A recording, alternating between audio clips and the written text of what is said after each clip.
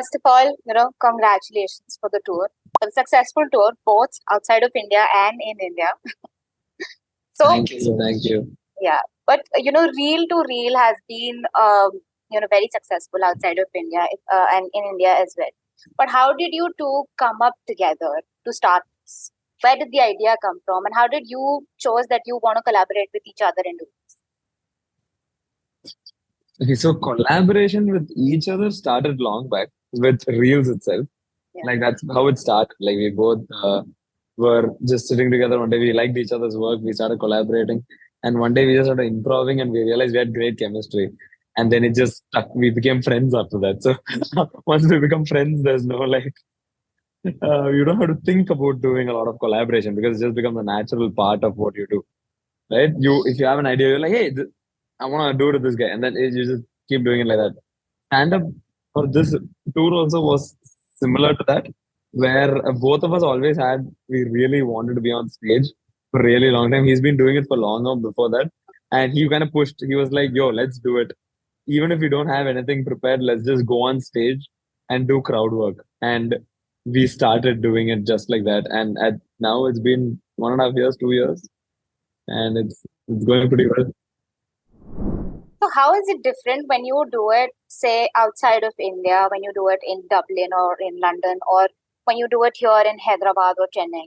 What is the difference, and how do you process that? How do you create for that? I think there's not major difference, honestly, because wherever we go, our main audience are Indian, predominantly South Indian audience. Even if you go perform in Antarctica, we'll get a South Indian audience because luckily we are everywhere. We have the street smart skills to spread our wings and go wherever we go. I think the only difference is the people abroad crave Indian flavor and Indian content more compared to us. Because we live around this culture, we live around our people, but there they live around a different culture, a foreign culture, So when they see a familiar comedian or someone representing them from their country, their state, they're a lot more eager and a lot more curious to attend the shows, etc. So I think they are a little more hungry for Indian content and Indian flavor. But then our local people from Hyderabad or Chennai are not any less hungry. They treat us the same way. Just that foreign people crave this a little more. Yeah, but your content is a lot culturally rooted. So how do you kind of connect with the audience that is probably do not know that stuff? Since the tricky part here is to bring them to our show, right? Yeah. Whatever the show stuff we do online to get their attention to come to our show is the tricky part. Once they come to our show, our concept, our format of the show is very on the spot, crowd work humor, which is not necessarily rooted to where we are from. It is rooted to the topic we're discussing there, to the person we are talking to, which is very momentary and based on that particular situation and scenario there. So we have had audience come from Australia, London, Ireland, who have nothing to do with our culture, still sit through our show and enjoy it because they are watching us talk to a person on the spot and make up content on the spot, which is funny to everyone who's present in the room then. But then you guys had mentioned in Kenny Sebastian's podcast that you feel isolated and never part of a community. You're a creator among the comedians and comedians among creators. So I want to understand where, in your opinion or personally, how does your writing shine where the most, and how is it different, and what is your process of writing actually? I don't think we shine anywhere independently. Like it's whatever we are doing on stage, we still put out stuff from it on Instagram. So technically that also becomes content, essentially. Sketches are something that if you notice, every comedian like who we have also been looking up, they have also been doing the same thing. Like Kanan and Biswa, they started with sketches, pretentious movie reviews. Then they started doing stand-up and stuff like that. This is kind of similar to that only. Like we can't look at, you wouldn't say that pretentious movie reviews is better than what their stand-up, or their stand-up is better than pretentious movie reviews. It's kind of two different things, and both are like good, and I'm sure they enjoyed both equally. I think the key is to strike a balance between online and offline humor. No one should come and tell, hey, this guy is so good in the reels, but on stage, So our main goal was to match our humor levels online and offline. Luckily, since our online humor is also mediocre, we easily match it. Yeah. Do you follow like trends, or there's a pressure that you have to follow a trend that is going on Instagram and you have We to follow, No. even if we follow trends, we make sure we give a spin to it. Yeah. We never do trends as it is. We make fun of the trends. We spoof the trends. So, end of the day, Yeah. you need to be up to date with the trends, at least to make fun of it. So, Yeah, you yeah, need yeah. to keep up with the trends. Yeah, but as stand-up comedian, you need to be up to date with everything. That's how you can make Not fun. necessarily. No, again, if we're doing observational humor, Yeah. we can only talk about our life, what we face daily. Only topical comedians or politically online comedians need to be Yeah. aware of it. At the same time, I wouldn't deny it's nice to keep things up to date so that even in observational humor, you can slide in a joke or two which is presently trending and True. making the news. So you are right about being up to date is a mandate and necessity for every content creator. But you guys are really famous on your stage shows for the audience interactions. They get wildly popular. So I just want to know, is there someone you pissed off, that got pissed off, that you roasted them, or came to you that they didn't like it that you roasted them? Because it's easier when it's happening to somebody else. You can laugh at somebody else, but when it happens to you, Yeah, when yeah. you're roasted, it's not easy to take that in. No, luckily we have never we were wary of this Uh-huh. before going into this, but luckily it has never happened before because we always make sure that before talking to somebody, we always ask them, "Are you comfortable talking to us?" Before we even start talking to them. Only if they say yes, because we've had people who have been like, "Okay, I'm not comfortable," and they give the mic to somebody else. We're fine with that. So once they're taking the mic from us, and before the show begins itself, I explain what's gonna happen in a bit. I explain what's gonna happen. Whoever takes the mic and talks to us knows that this is going to go a certain way. So they have no problems at all with it. And also at the end of it, we do these things like we make everybody clap for them to feel comfortable. We make them feel comfortable. Our job is to also make them feel as comfortable as possible, laughing at themselves and also at us. Like for in our shows, one very interesting thing is that the audience also roasts us back, and we are completely fine with that. Like we are not looking to put them down. It's not like a roast battle. If they have a roast for us, then we take it, and it keeps going. It's like that. It's a simple to and fro concept. If you're making fun of them, you better take some on you. Yeah. And do they make the audience feel comfortable so that they talk to you, so that you get content. Yeah. You should feel receptive. Hi, ma'am. Hi. Hello. Hi. Okay.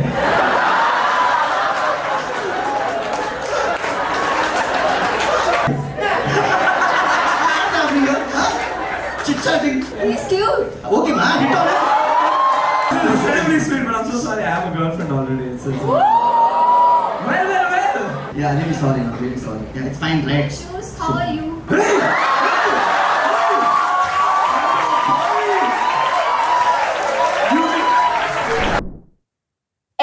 How do you handle any other technical difficulties that might come? Like a video you're playing or it goes off, or there are hecklers in the audience, or any technical issue. And Yeah. while you're on stage and you're performing. There is no Yeah. particular hack. I think the only way to get over this is to get stumped. Yeah. Get that experience. Messed up a lot, so that you become immune to it after a point. Yeah. If by this point, if the mic is not working, you out loud tell to the audience that, see, there's a technical difficulty. I'm going to shout, bear with me. More you make everything transparent and open, the more vulnerable you become, the more audience are forgiving, I think. They're like, okay, this guy's too out in the open and honest, so let's just go with the flow. Do you have any Yeah. rituals that you do before you go on stage? No, That we you just have hype to each do other this? up. We listen to a lot of nice songs. Drink Yeah. tea. Drink tea. This is very important. Ginger tea before the show is of unparalleled importance. It's the most. And we think about all the good moments we've had in the show. We tell this joke or that joke or. So you only go in the positive mindset. That doesn't create a pressure in your head when you remember which all means the. you have done it, which means you've done it already, which means you're going to easily do it again. Yeah, we remind ourselves of the big shows we've done also, like college shows, where we are looking into a sea of people and we've survived it. And they have done really well. So Shouldn't be tough to handle. I was just reading Bhagwaj Rangan's post about you guys. It's a really interesting post. I could relate a lot because I also work with writing, and when you make fun of language, it's I mean, it's amazing. You can laugh at that when your regular job is language. So, do you have any more memorable experiences or feedback that you got that was really amazing, stayed with you? Feedback Yeah. or moment? Feedback. Mm, From whom? Like the audience or like from other From the audience comedians, or celebrities? anybody else that made a really important point in your life. For our show, huh? they've been having really bad day mentally, but then after coming to the show, I think they help them. Similarly, they've been having a very low time, but then this video changed their life. All these comments really make your day. Then you realize you're kind of responsible also. Be aware of what you're saying out there. You don't just, not to be honest, but you don't bullshit, but you be wary of what goes out because you have to be responsible. Because our audience are wide, right from 13, 14 to 50, 60, which means we have to be responsible at some level to what we say. Yeah. And it kind of challenges us and puts us in a nice, good pressure with us. In terms of craft, I think there is a thing where I've seen, which is that for us, what we are used to watching also, we have a particular taste of like what we like and everything. So every time if a show doesn't go as planned as we had in our head, if it doesn't go as great as what we thought it would, we are always measuring up to our taste versus how the show went. So we ourselves are the biggest critics of ourselves. So every time it's not like we need the feedback from the audience also. We know how the show went basically. So we come backstage and we discuss with each other. It always helps because there's another person to bounce it off of. If I've done something stupid, he'll tell me. If he's done something, I'll tell him. So we are very transparent about it that way. And we also know internally that, oh, this didn't go as well. So then the next time we go, we make sure to correct that as much as possible. Or we make sure, oh, if I was low on energy this show, next show, I'm going to go crazy. So it's like that. It's that balancing act that we play. So feedback comes mostly from internally. And how do you handle any negative feedbacks, trolls or anything? Does it impact you in any way? Trolls. It does affect you. We'll be lying if we say it doesn't. But then we get over it quickly because the positive feedback is that much more. Yeah. It is 90 to 10, the ratio. 10 is inevitable. We're going to get the 10% of hatred. But then the 90 is very nice. If we focus on the 90, the 10 becomes very small. Yeah, also it helps to understand where that 10 is coming from. That 10 is coming from this person, somebody who's just wanting. If it's constructive, it's great. Yeah. If it's pure troll or hatred, we should not share. It's like they want a little bit of attention, basically. And if you give that attention, it's the problem. Like, if you just take it like, yeah, cool, whose show are you in, finally?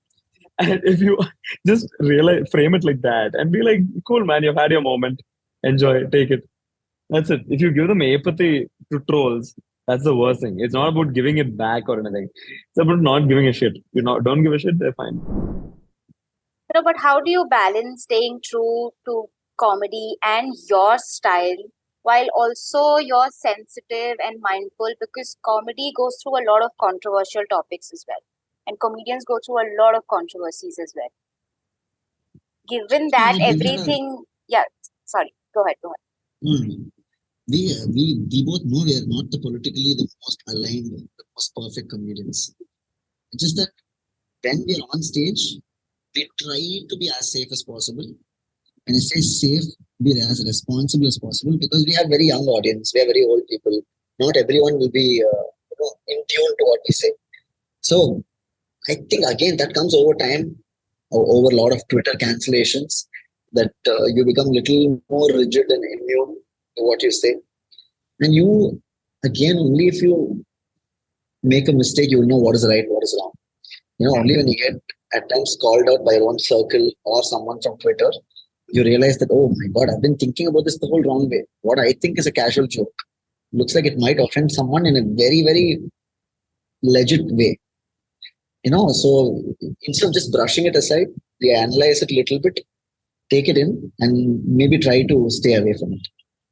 Thank you guys. Thank you for doing this with us. Thank you for the opportunity to talk to you. Thank you so much, Sakshi.